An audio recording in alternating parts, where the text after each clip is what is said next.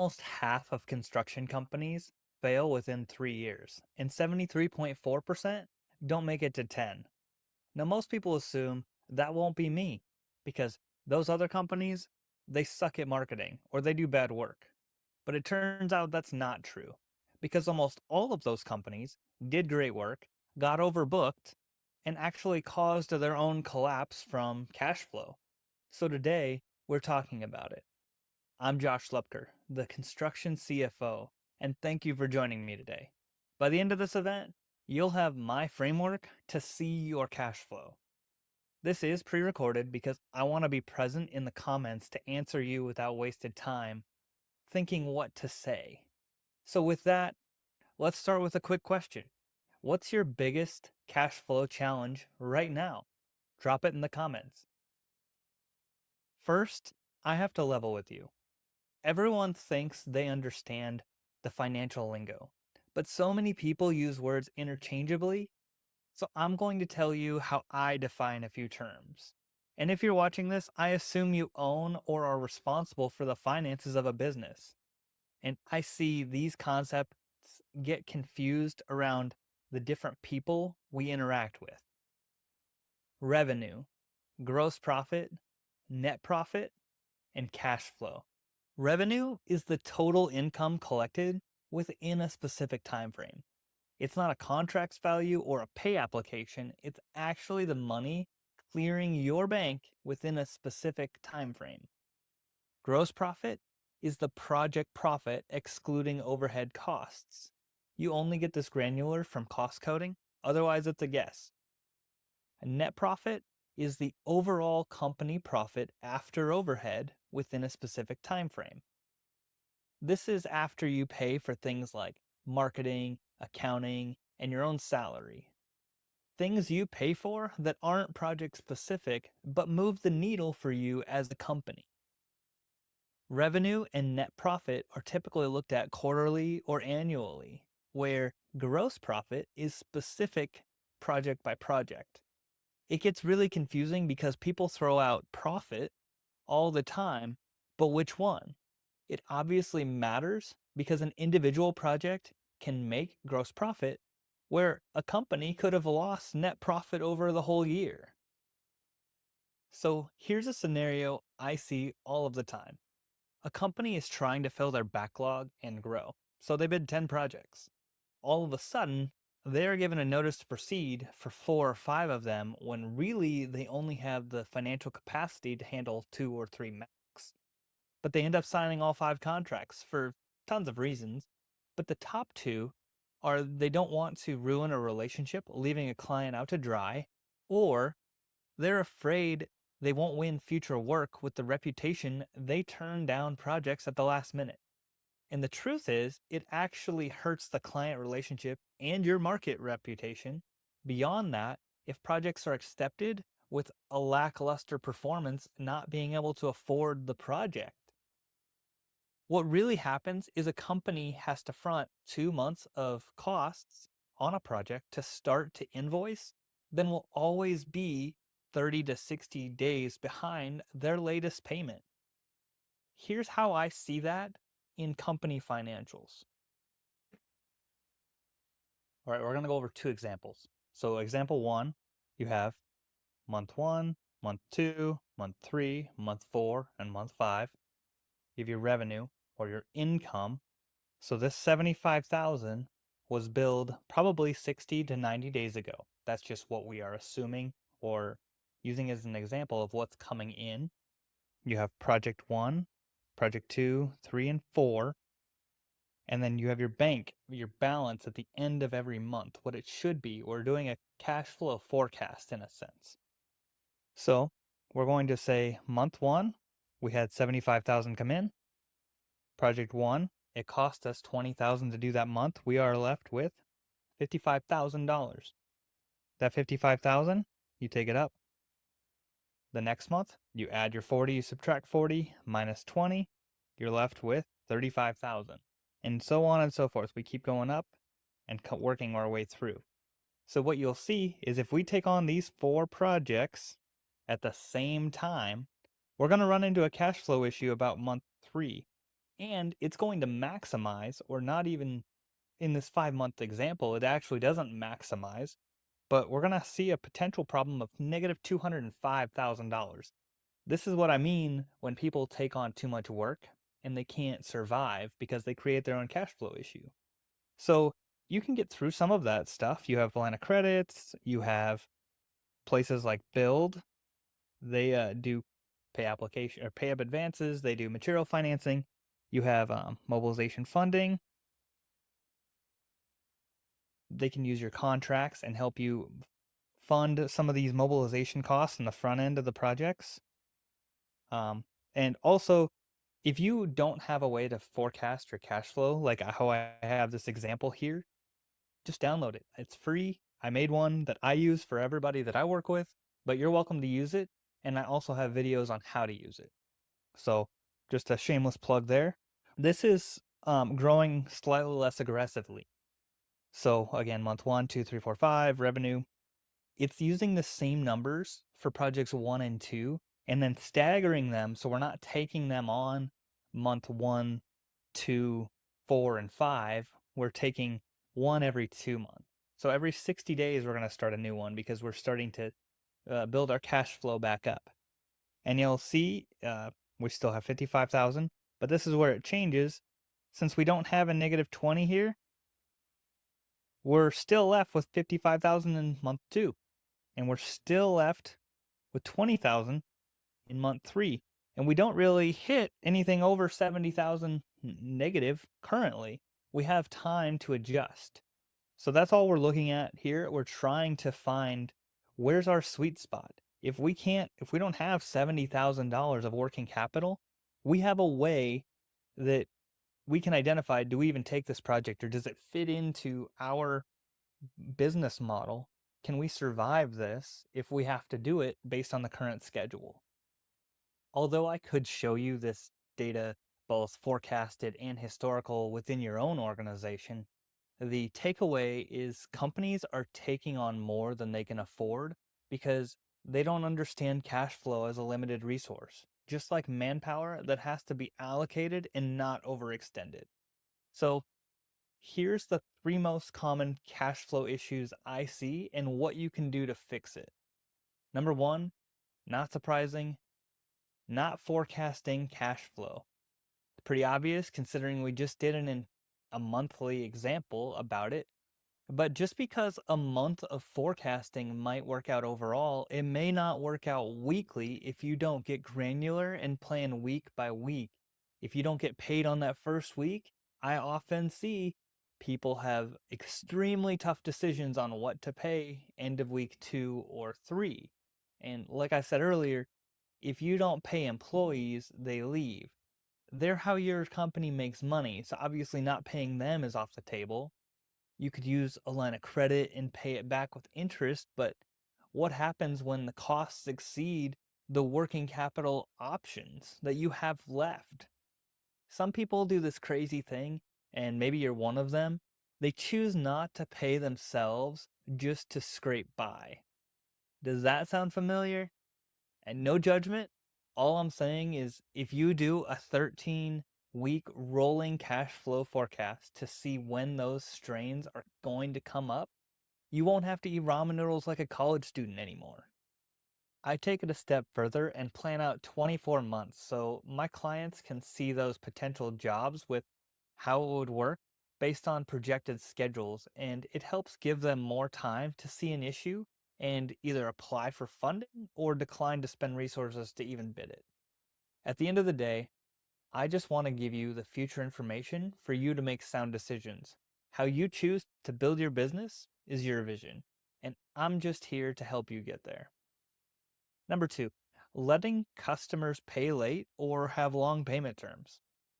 The popular way to shift risk now are GCs have pay when paid clauses in contracts. So if they don't collect, they aren't left holding the bag for your cost.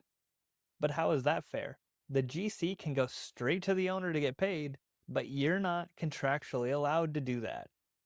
You have to take the GC's word for it that a notice to proceed on a change means the owner already agreed and you will get paid for it.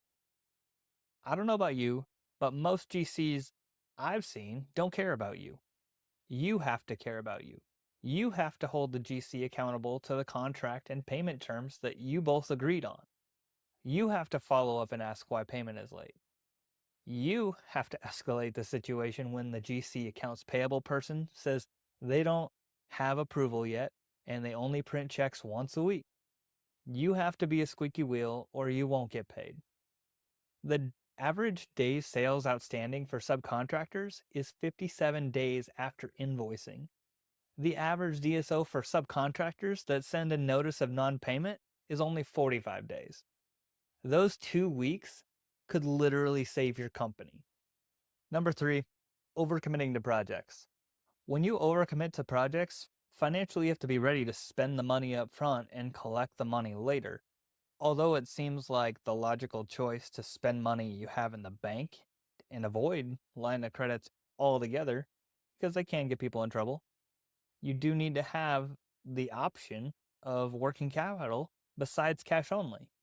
In the example before, if only they had a form of working capital, then they might have been fine. They might have been able to handle those 2 projects and that growth. It's like playing poker. Sometimes the best hand is the one you fold because you're still in the game to play the next one. But it doesn't just stop with working capital and finance though. When you take on more than 20% growth, you add 20% more work and now need more employees to handle it. That normally means hiring whoever applies because it's too late to look for the right candidate. Bad habits and all, probably not aligned with your culture or even ready for the role. I've seen it in so many companies, especially those top 300 E&R companies. One toxic hire can lose you 10 great employees, and the cost of replacing one employee is 90 to 200% of that employee's salary. This is the part you probably actually came for, but before we talk about it, I want you to start putting questions in the comments because after this section, we are going to live Q&A. Step 1, billing. When the contract is being negotiated, the best practice I've found is to send a schedule of values for the project and front load the costs. I feel like this is common knowledge because it's all that I've ever done, but many contractors I've worked with haven't done it and are almost always underbilled. What I mean by front-end loading your costs on your schedule of values is add in line items for mobilization for 5 to 15% of the contract value depending on the contract size. General conditions, which helps you stabilize your monthly billing month over month with consistent cash flow. Permits, which I've seen billed for $7,000 to $15,000 on a $250,000 job, even though the permit costs are only $3,000.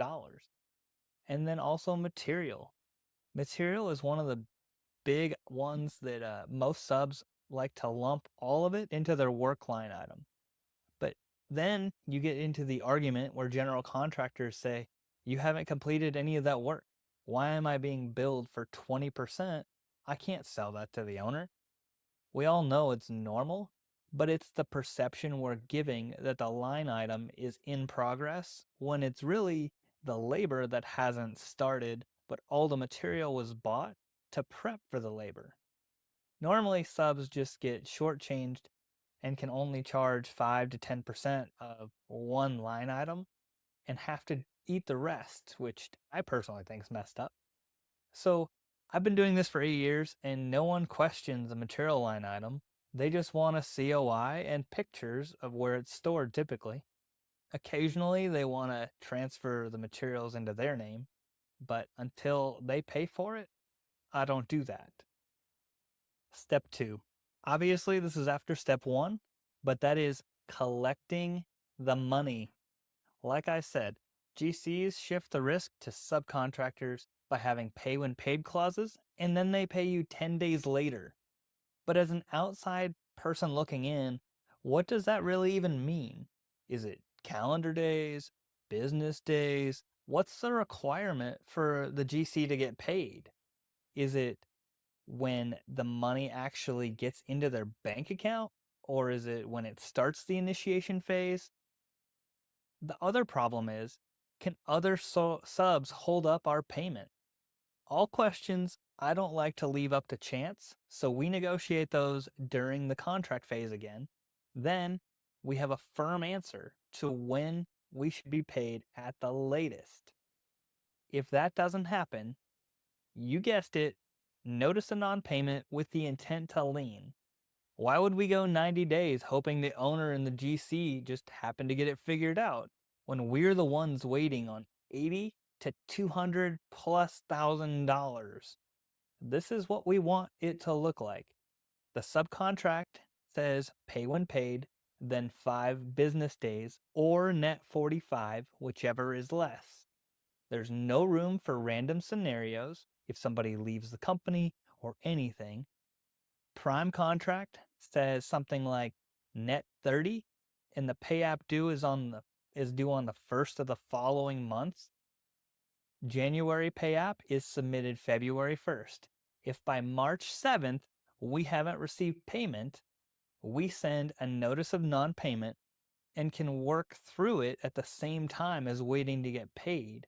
If we don't get paid within another 5 business days, we can send a notice of non-payment with the intent to lien, referencing the first letter, and issue a stop work notice because the GC isn't following the contract.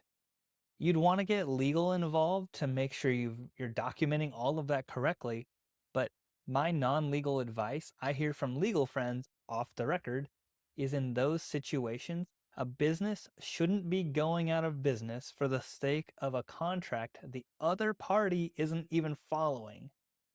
If you follow the right steps, 90% of the time, it won't get to that point because owners are terrified of having a lien on their property, and general contractors are terrified of owners getting a notice of intent to lien. It's a win-win for you because all you do is the work you've been contracted to do. Nothing more, nothing less. Step 3, job costing.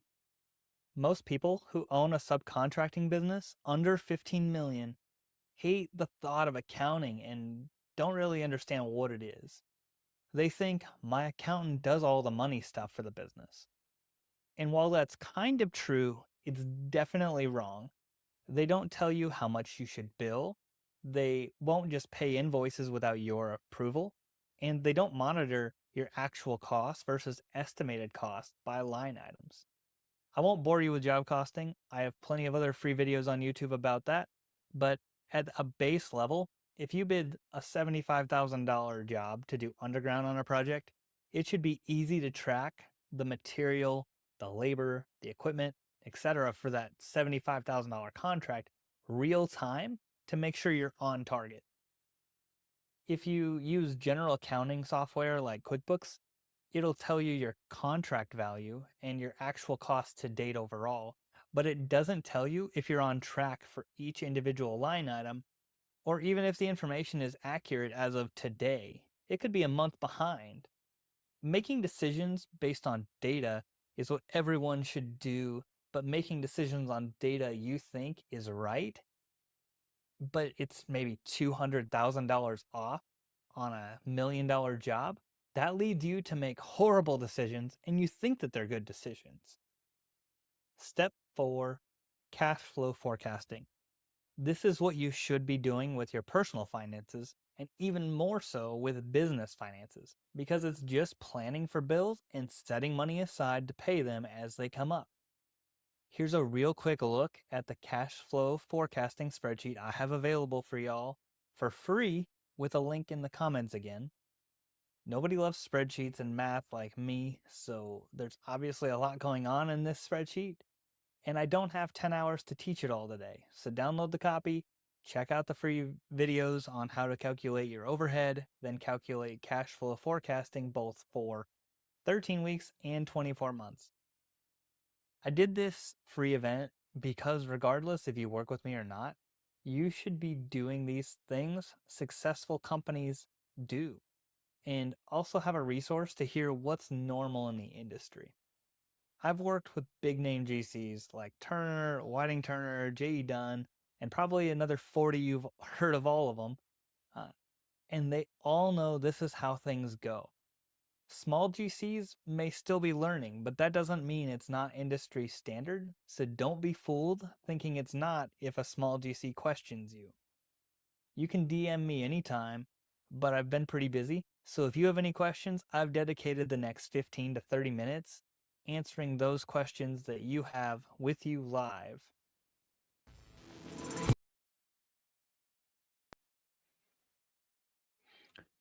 Hello, and thank you for being here.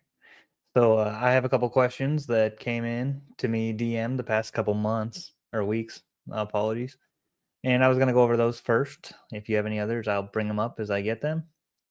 But something that came in was, how do you adjust a cash flow forecast for change orders and unexpected expenses?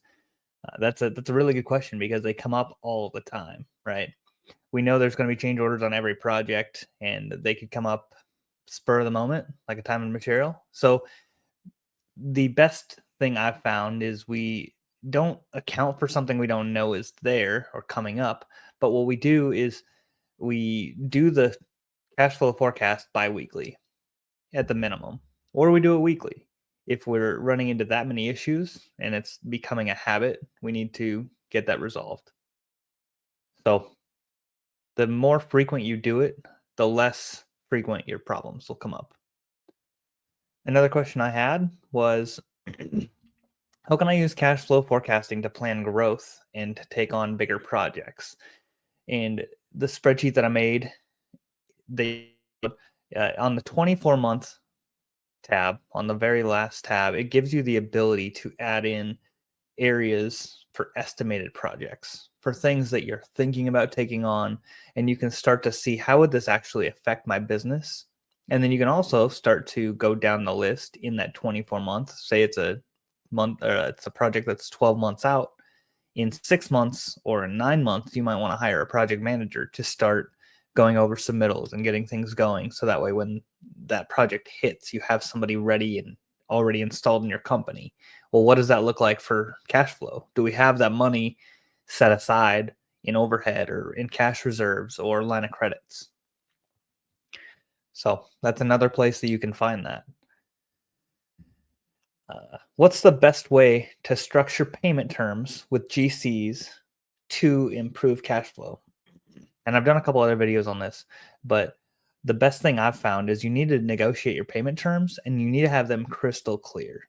And what I mean is, instead of just a pay when paid clause that's so open ended, you don't know when the deadline is. It's a good idea to put in that or net 45. Um, and that allows it to, whenever you get to 45 days, then you can send a notice of non-payment almost immediately. How do I know if I need a line of credit and how much should I secure? This is a really good question. I get a lot. And in my opinion, you always want to have 3 months of operating capital ready to go. But if you're in growth mode, 3 months of what you currently do and 3 months of what you want to do might be completely different. So if you do $3 million today, but you're growing to 6 million next year, 3 months might only be a month and a half at $6 million. That makes sense. So you always want to be planning, where am I going? And then you want to stick to your growth goals, because you can get yourself into trouble if you go too far, if you take on way too much work. Everybody likes to set the conservative goals of 10% growth this year, 20% growth, but then they accept 50 to 90% additional growth. And that really puts a cash strain on businesses and puts you out of business faster than anything. And the last one that I had was, what common mistakes do subcontractors make that hurt cash flow, and how can I avoid them? And I went over a lot of these, so I'm not going to beat a dead horse for you, but the biggest problems that I see with people making cash flow is they get this huge influx of money, maybe $100,000 or $300,000 from 1 month worth of work. But then they think, oh, this is going to last me forever. And I have all of this extra money. I'm going to start spending it. I want to buy a boat. I want to do a trip, I want to give bonuses, something like that. And then you really spend it too quick. You don't make it to 4 weeks or till the next payment comes in. So you have to really hone in your cash flow forecast to know how much you have available to spend like that. And that's the ones that I had before. Now I had Jake is commenting and asking, curious about your opinion on project bank accounts and how they may help as a new project cash flow model for projects. And I think that could really be helpful, but a lot of times when you get into the overhead and everything else that goes into a business, it's tough. Your overhead encompasses your marketing strategy, your estimating, your business development, your CEOs, your CFOs, everybody else. And so if you have all these separate bank accounts, it's going to be really tough to pay that 10% out. It's going to take a couple days to transfer between those accounts. So I don't I don't know that it's the best idea unless you're going to split payment and say, okay, 10% of every invoice goes straight to this account for overhead, 5% goes straight to this one for profit, and the rest goes to the project account to pay for project specific things. That could be an option, but that's a lot of work too. And you have to think the diminishing returns. Is it worth the investment I'm putting in for time versus what I'm getting out of it? So I hope that answers all your questions. If you guys have anything else, you can feel free to DM me. I'm free to answer things as I have time, and I'm happy to help. Thank you. Thanks for coming.